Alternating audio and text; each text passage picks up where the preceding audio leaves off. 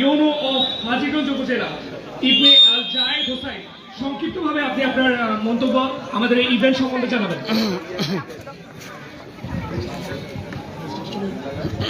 হাজীগঞ্জ হাজীগঞ্জ ধন্যবাদ runners and others যারা এসছেন এই আজকের চল দৌড়াই 2026-এর প্রোগ্রামটি এনজয় করার জন্য।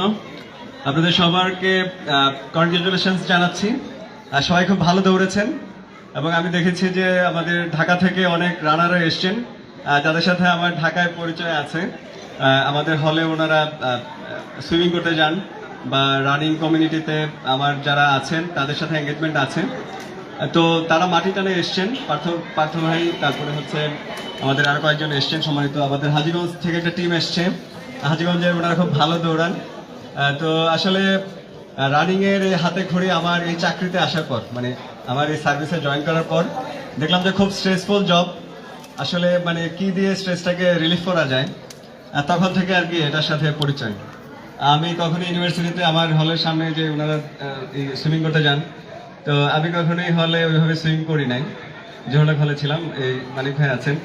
তো কিন্তু আমি এই চাকরিতে যাওয়ার পরে আমার একটু মনে হলো যে না, আমাকে যদি স্ট্রেসটাকে যদি আমি দেহ থেকে বের করে দিতে চাই, তাহলে আমাকে কিন্তু এই একটা অন্য কোনো উপায় নিতে হবে। এটা বেস্ট একটা মিডিয়াম হচ্ছে আমার স্ট্রেস রিলিফটার জন্য রানিং বা এক্সারসাইজিং।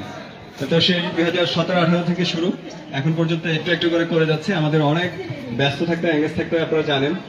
তারপরেও যত বেশি এঙ্গেজমেন্ট আমার মনে হয় যে আমার তত বেশি এটাতে একটু সময় দেওয়ার দরকার, কারণ আমাদের অনেকেই মানে শারীরিকভাবে আসলে অসুস্থ হয়ে যাচ্ছে বিকজ অফ স্ট্রেস হরমোন।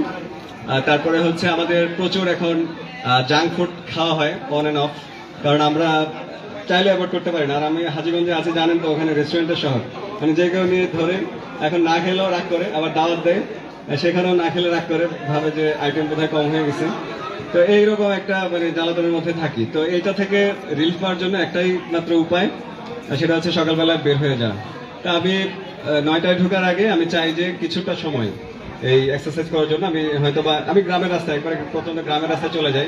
ইলেকশনের আগে আমি যখন গ্রামের রাস্তায় যেতাম, আমাকে অনেকেই বলছে যে আপনি এইভাবে ইলেকশনের সময় দৌড়ায়েন না, এখন একটু মানে সিকিউরিটির কনসার্ন থাকতেই পারে।